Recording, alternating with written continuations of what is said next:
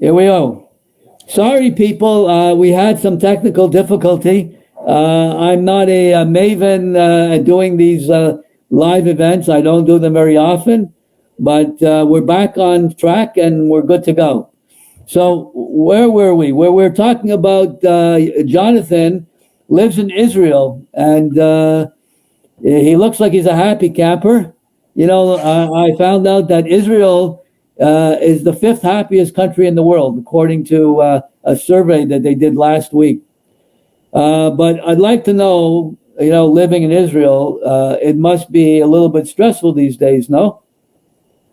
Yeah, and I don't think many Israelis would, I think most Israelis would find it quite surprising to learn that they were the fifth happiest country in the world right now, because I'd say that most of the country, maybe all of the country, is in a sort of gloom, in a somber mood since October.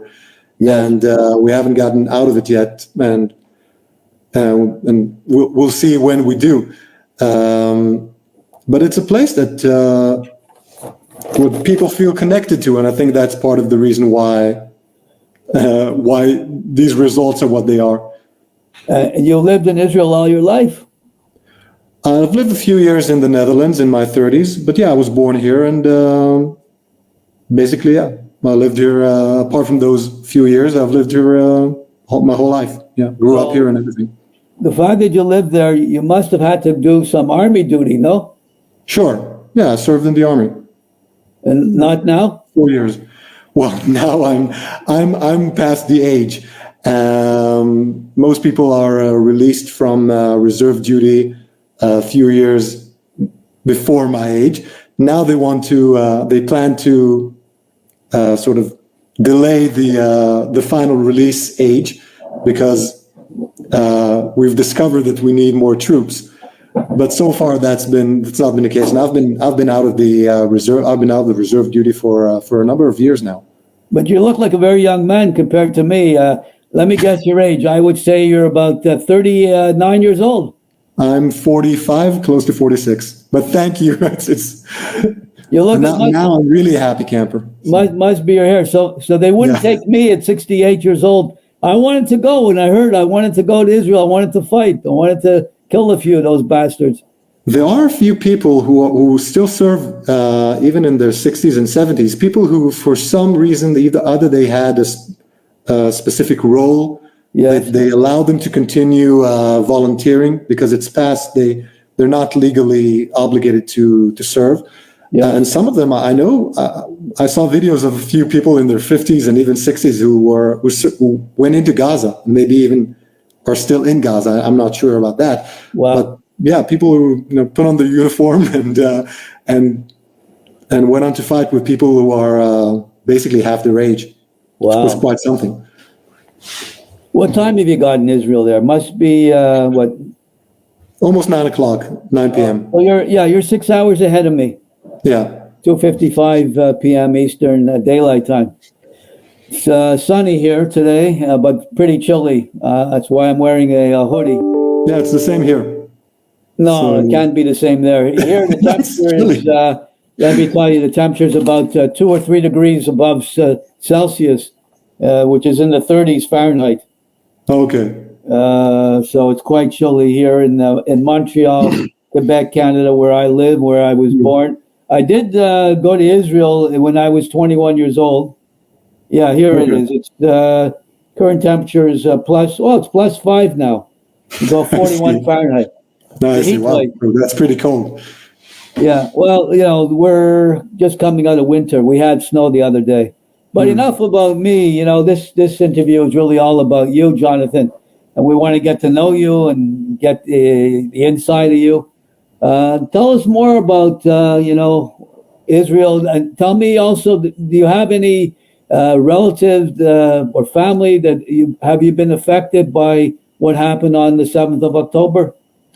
Luckily, no. And it really speaks to the fact that the population here has grown sufficiently that something of this caliber hasn't touched my family, because I know that when my father was my age, something like this would have touched every family. Right. But of course, I know people who lost close relatives, people who live here and had relatives who lived near the border with Gaza, and they died on October 7th. And there were a number of people or soldiers who lived in my town who also fell in battle. And there was also one young woman who died in the festival, the music festival there on October 7th. So I don't think there's a community in Israel that hasn't been touched by it. Right. Yeah. It's a very stressful time for everybody, especially people who live in Israel, but for all Jews. I mean, I have Israel in my heart. I love Israel. I visited there, as I told you, when I was a 21-year-old kid. In 1976, I volunteered on the kibbutz Yaron on the border of Lebanon. Wouldn't be a very safe place there today. I'm sure it must be abandoned. But I volunteered for a month, and then they took us around, and they showed us all of Israel. It was an amazing experience, and I spent 1 week with relatives in Tel Aviv. But I loved Israel, and I still love Israel, and hopefully one day to go back there. I haven't been there since 1976. I was actually there on one of Israel's most proudest moments. You were in the Entebbe raid. Exactly. July 4th, 1976 was the date. I have a tremendous memory for dates. July 4th, 1976. That's when they pulled off the most amazing military mission, maybe in human history. Certainly the most amazing rescue mission. That's for certain, yeah. If only they could pull this off in Gaza. Well, I mean, they've learned from their mistakes, because there in Entebbe, everyone was, apart from one of the hostages that was taken to a hospital there, yes, everyone was gathered in one place, so it was possible to extract them all. Yes. Now the situation is different, but they did manage. The IDF managed to pull out two of the hostages, which seems like a very scary and even and quite daring operation a few weeks ago. Yeah. And I saw a few videos. It's quite amazing that someone authorized something like that, and that no one got hurt, or no one got seriously hurt. Yeah, that's quite amazing. When you were in the IDF, did you have to? I mean, do any? Were you at war at any time when you were on tour? No, I was not a combat soldier, and in addition, I happened to serve in a very peaceful time in the late 90s. So I was discharged right before all hell broke loose in 2000. So yeah, sort of, I missed most of those. I missed, let's say, a more combative time. Yeah, and then, but we learned on October that nothing is certain, and everything can change in an instant. Yeah, and they certainly caught us by surprise and unprepared. They did. My biggest concern, Jonathan, is Iran. Okay. Secretly they. I don't know if you keep up to date with what's going on, but I do. My understanding is Iran has been quietly amassing material to create nuclear weapons, nuclear bombs, and I have been made aware that at this point in time they have enough material to create 13 nuclear bombs. 13. At this very moment. I don't know about that. I haven't. I don't keep abreast on that detail. I heard this from retired Lieutenant Colonel Jonathan Dunsky, who spoke at the Park Avenue Synagogue in New York about 10 days ago. And he spoke and he said that they have enough material to create 13 nuclear bombs, but they haven't tested it yet. And they may not have the missiles, but they're working on it to deliver these weapons of mass destruction. I think they'll succeed, because I don't see anything that or any power that's going to stop them. And they have a huge country, and they have talented people, and they're quite driven. And I think it's a failure of our government. That I mean, it's certainly a failure of our government, because Prime Minister Netanyahu has basically placed or set this as his primary goal, and it seems that he failed in that mission. He let it slip, or he's. Yeah, well, I think Iran is very clever. While they have their proxies, Hezbollah, Hamas, the Houthis, the Palestinian whatever devils they have there. All these proxies are keeping Israel busy while they're, it's called mass distraction, not mass destruction. Mass distraction from what Iran is really doing. They certainly play a long game and a strategic game. Yeah. Yeah. So it's a very scary thing, and I'm very, very scared about what the future holds, and they have to be stopped. And I'm very worried as to what the future could be. Gaza is one thing, and I think Israel will eventually figure out, take out Hamas and finish them off. But it's Iran that's really the big problem. And I think you're right, and we'll see what happens. Yeah. Right now we have a more immediate mission, but to conclude. Yeah. But I think you're right. Yeah. All right. Let's move on from that, sure. Because we're here to talk about you and your writing. How did you get into writing books? Simply, I had this aspiration when I was a teenager, and I sort of let it fall by the wayside when I joined the army and then entered adult life. And then in my mid-30s, that sort of childhood dream sort of revived itself, and I just started trying to write different stuff. And eventually I settled on writing mystery novels, and specifically mystery novels that take place in Israel in the 1940s and 50s, right after independence. And that's basically the only idea that I had at the time for a novel. So I started writing that, and book 8 of that series will be published, I believe, next month. So your motivation to write about Israel, what caused it? What was your main motivation to write about Israel? Well, I was living in the Netherlands at the time, and I was part of a writers group made up mostly of American expats, and I had no luck in writing much of anything. Okay.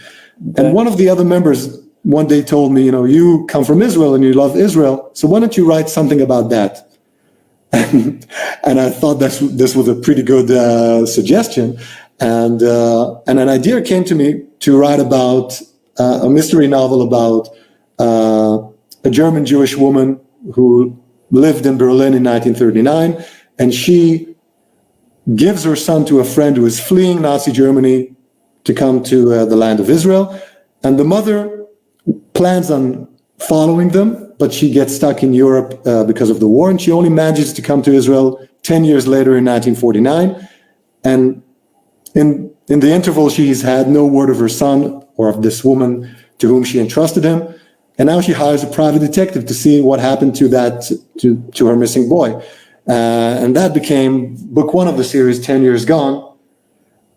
So basically, I had this idea in mind, and I thought this was a pretty good premise for a mystery novel.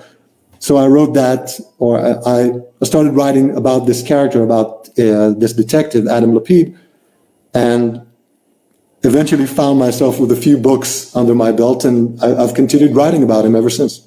So Adam Lapid was a detective?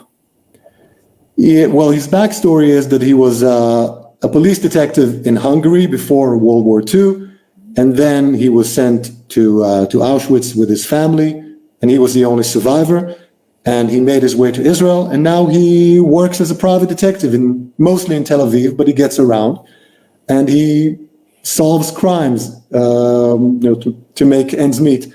And in each book, he solves a different case that he's hired to, or that he decides to investigate. How do you go about conducting your research on the Adam Lapid novels? I use various resources. I read a lot of memoirs, and people write various even short articles or short pieces about their childhood in this part of Israel or that part of Israel. And I speak with my parents who both grew up as children in Tel Aviv. And I also read newspapers of the time, which allows me to sort of get to know what people were talking about, what they were thinking about, what they were buying, or even what films they were seeing in which cinemas and so on.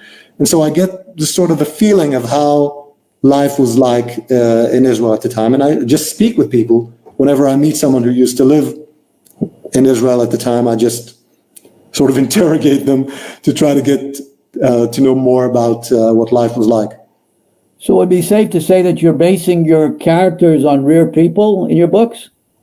Well, no, the characters are fictional, but the historical detail is real and realistic, and you can just pick up. And I know people have done this.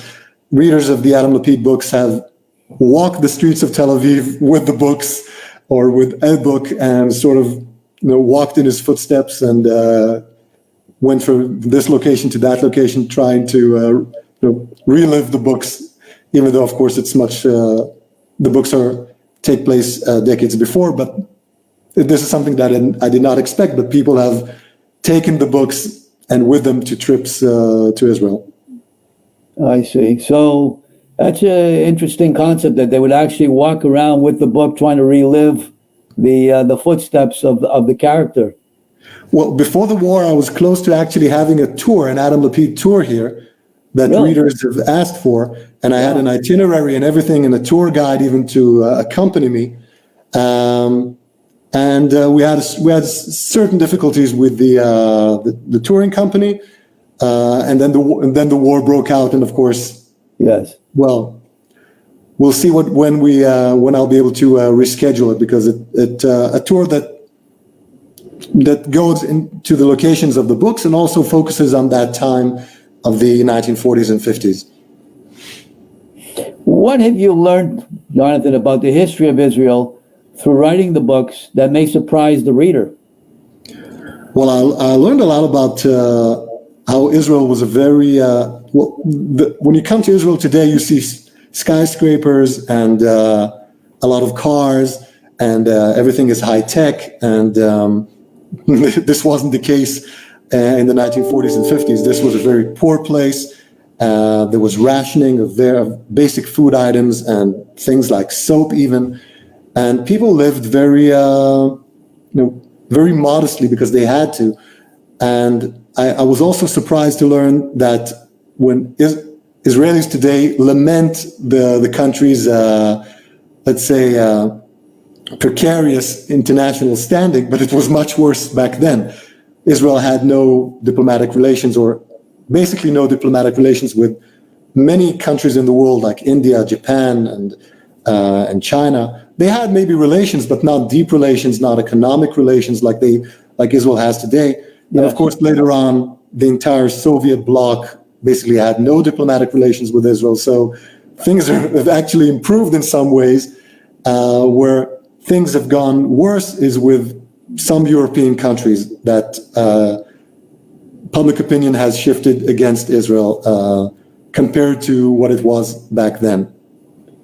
Sadly, even my own country, Canada, last week decided to pass a motion where they weren't going to supply Israel with any weaponry. I don't think they were supplying that much weaponry to begin with, but just the fact that they were mentioning it, it kind of hurts the image of Israel in some ways. I think that was the intention. Yes, I think it was a shameful decision. I agree. Yeah. The problem is Hamas in one way is winning the war regardless, and the regard is that the news media and the propaganda where they show civilians being killed or injured and children and women, this hurts the image of Israel terribly. And that's Hamas's goal. They want more civilians, more babies, more children, more women to be injured or killed and to be shown on the media. The more that happens, the better it is for Hamas. and more people are against, the world goes against Israel. And I think that sadly that let's say reaction of people outside of the region to that tactic is basically emboldening them to continue and even deepen that tactic, because it actually causes more death, because why should they build shelters and why should they even distribute food? They have no reason to, because they don't seem to care that much about individual lives there. So it's quite sad. But what I'm shocked is that people who, let's say, favor the other side don't seem to care that Hamas may continue to rule that population. Yeah.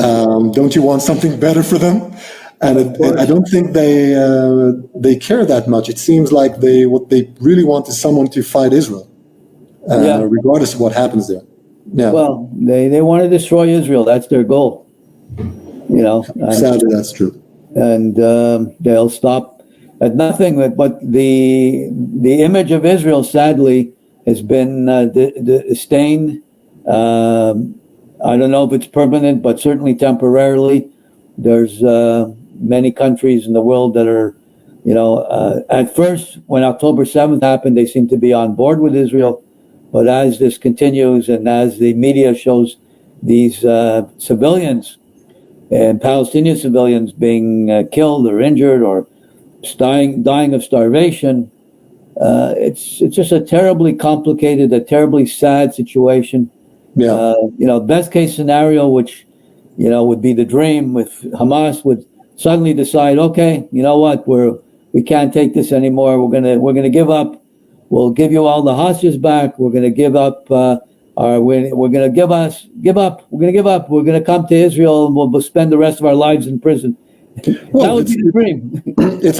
I think the let's say viable option is that part of them will go into exile, and then the war will end, or the conflict will end. I hope, but I don't think they're wired that way. No, I think they see things differently. So they do. I don't understand them, and I don't pretend to. From their perspective, they don't mind being a martyr. Martyr, that's the word, martyr. Yeah, I think that's the way they see it. Yeah, and if they die, then they think that they're going to go into another world and have 72 virgins. Well, I don't know the details about that, but they certainly seem to view death, life and death, the question of life and death differently than I do. Yeah. So, yeah. Okay, next question. How is the Israel today different than the Israel of the 1950s? Well, as I said, Israel back then was a very poor place. Most people did not have cars, and most people did not even have telephones. I think if I remember correctly, just 11% of households when Israel became independent had telephones, but I may be mistaken about the percentages, but it was something like that. It was considered a luxury to have your own telephone.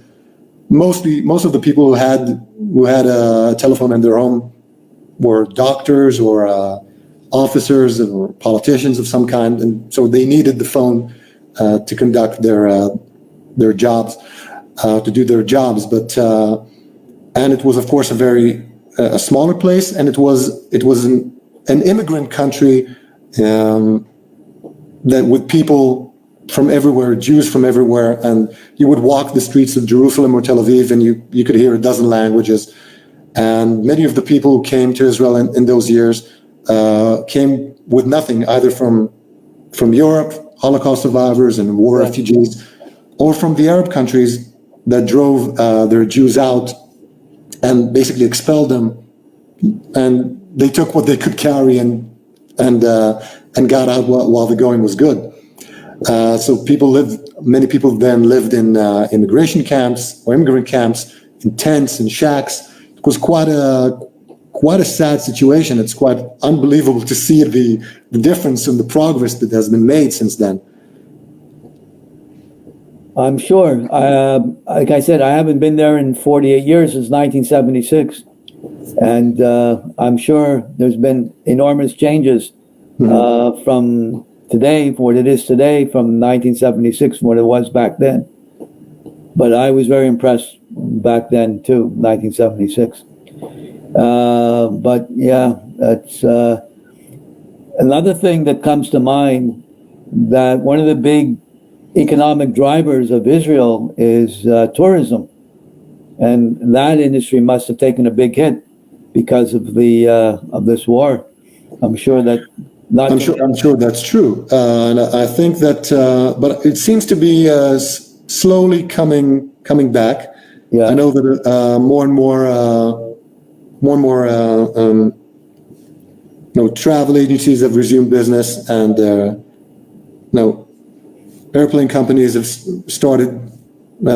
restarted their lines back to Israel and from Israel. So things seem to be improving, but of course everything can change in an instant, because there's still fighting going on both in the north and in Gaza itself, and who knows what will happen. So I think that it will take a while to go back to what it was. We'll see what happens. Yeah. Getting back to your books, can the Adam Lapid books be read in any order? Well, book 1 is 10 Years Gone, and I told you about that. But some people begin with book 6, called The Auschwitz Detective, and this is a prequel that takes place in Auschwitz-Birkenau in 1944, when the main character Adam Lapid was a prisoner there. So you can choose one or the other, and then it's better to read in order. But I know that people have picked up whatever book fell into their hands or caught their eye, and they don't seem to be the worse for wear. So each story is separate and completed in each book. So you can just read whatever strikes your fancy. But most of my readers suggest starting with 10 Years Gone or with The Auschwitz Detective. Let's go back a second. You caught my attention. I didn't want to interrupt while you're speaking, Okay. but Adam Lapid was a Holocaust survivor? Yeah, his backstory was that he was in Auschwitz, and he survived Auschwitz, and later he immigrated to Israel, where he now lives, and he tries to sort of rebuild his life while solving cases and trying to recover from the trauma that he suffered in World War II. So Adam Lapid is in your book, is a real person or fictional? No, he's a character that I made up. Oh, you made up, okay. Yeah. Because Adam Lapid in real life must be an elderly gentleman at this point in time, no? Well, I'm not sure. I don't think he would be alive at this point, because he would be over 100 years old. Well, there are Holocaust survivors that live that long, but it's rare.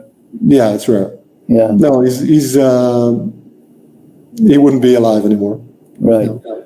What projects are you working on right now? I've begun working on book 9 in the series. Okay. Book 8 is finished, and I'm just waiting for the proof copies of the print books to arrive, so I can see that the cover sits properly, and then book 8 will come out, I believe, in April, and I've just started working on the next book in the series.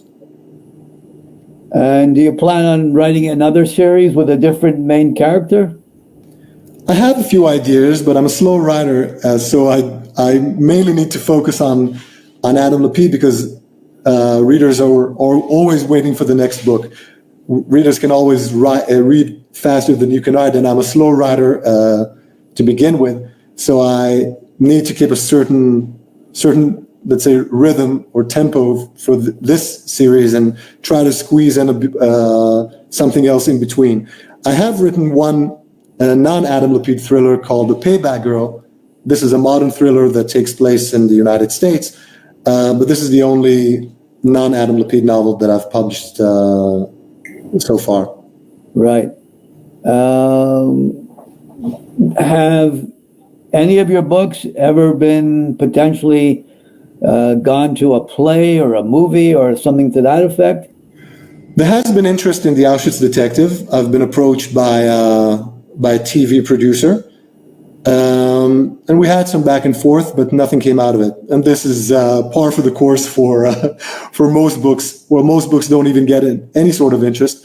Yes. But the way I understand it, that it's sort of there's some interest in some books, and then very few actually get made. So, but I believe someday it will happen. We'll see. I believe so too, because the interest in the Holocaust is ever present. It will always be. We have to keep the memories of the Holocaust survivors alive, because they can be easily forgotten. And there have been several movies already made regarding Holocaust survivors and the Holocaust. So why not? Would be great. I think would be great exposure for you if they did create a movie from your book. Yeah, we'll see. We'll see what happens. It's something that's not really under my control, so I'll just hope for the best. All right. What is a typical day for you, like Jonathan, in Israel? Well, in case my boys go to school and everything is sort of quiet, I would get in a few hours of writing in the morning. Okay. And I also have a lot of administrative What time do you wake up in the morning? Well, around 6 o'clock. And you have to get the kids ready for school. And how old are the kids? 7 and 10. Okay. So I try to get a few hours of work done until they start coming back from school. And in Israel, school lets out pretty early. Like what's early? What time? Well, my youngest finishes 1:45. Okay. Yeah. What time do they start? 8 o'clock. Okay. Yeah. So it's a short day compared to It's like a private school or a public school? No, it's a public school. It's a regular school. So I try to get some writing done in the morning. And I also have various other activities that I do: marketing, administrative, getting back to readers who write to me, and things like that. So this is basically my day, and I try to squeeze in a few other chores later in the day if I can. Okay. Yeah. How are the boys taking, reacting to the war and everything?